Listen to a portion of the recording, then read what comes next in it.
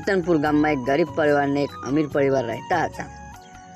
પૂરો અને તેની પત્ની બંને એક શેઠના ત્યાં કામ કરતા। પૂરો શેઠ જે કહે તે કરતો અને તેની પત્ની શેઠના ઘરમાં સફાઈ, રસોઈ વગેરે ઘરનું બધું કામ કરતી।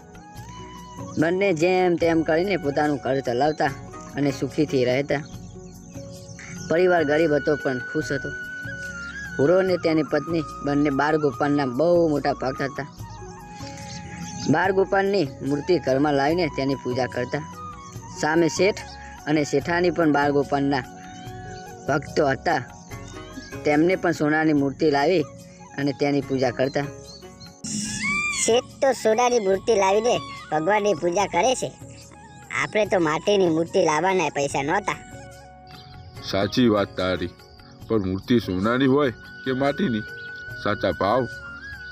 સાચો ભાવ હોવો જોઈએ ભગવાનને પ્રાપ્ત કરવા માટે। એમ પૂરો અને તેની પત્ની બંને સાચા મનથી ભગવાનની પૂજા કરતા ને શેઠ ને શેઠાણીને પૈસાનો ઘમંડ ને બંને ખાલી દેખાવો કરવા માટે ભગવાનની પૂજા કરતા હતા। આપણા લગ્ન થયાના કેટલા વર્ષો વીતી ગયા પણ હજી સુધી બાળક પ્રાપ્ત નથી થયું। જો ભગવાન એક બાળક આપી દે તો સારું, બાળકની પ્રાપ્તિ કરાવે તો સારું। ભગવાન પર ભરોસો રાખ ને સાચા મનથી ભગવાનની ભક્તિ કરીએ તો ભગવાન જરૂર આપણી ઈચ્છા પૂરી કરશે। ને આ બાજુ શેઠ અને શેઠાણીને પણ બાળક નહોતું।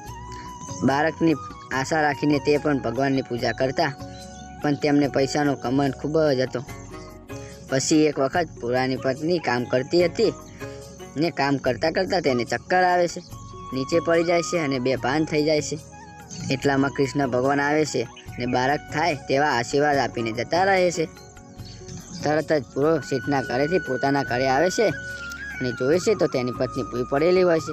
તેને ઉઠાવીને ખાટલામાં ઊંઘાડે છે અને ડૉક્ટરને ફોન કરે છે। ડૉક્ટર આવે છે, તપાસ કરીને ડૉક્ટર પૂરાને કહે છે, આ તો ખૂબ જ સારા સમાચાર છે, તમે તો બાપ બનવાના છો। પૂરો તો ખૂબ જ ખુશ થઈ જાય છે અને રાજી થઈ જાય છે।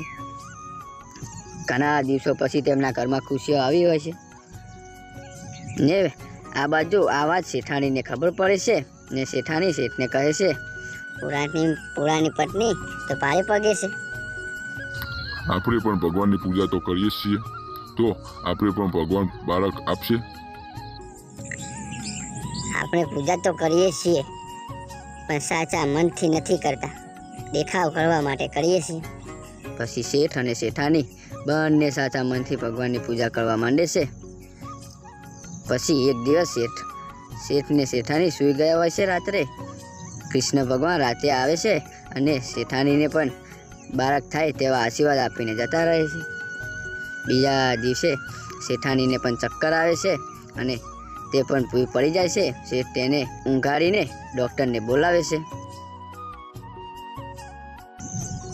ડૉક્ટર આવે છે, તપાસ કરીને શેઠને કહે છે, તમે તો પિતા બનવાના છો, આ તો ખૂબ જ સારા સમાચાર છે। શેઠ પણ ખૂબ જ ખુશ થઈ જાય છે, કારણ કે તેમના ઘરે પણ ઘણા દિવસો પછી ખુશીઓ આવી હોય છે। તો તમે પણ જીવનની અંદર ક્યારે દેખાવ કરવા માટે ભગવાનની પૂજા ના કરતા, બીજાના વાટ લઈને ભગવાનની ક્યારે પૂજા ના કરવી। જો સાચા મનથી ભગવાનની પૂજા કરવામાં આવે તો ભગવાન તમારી પણ બધી મનોકામના પૂરી કરશે।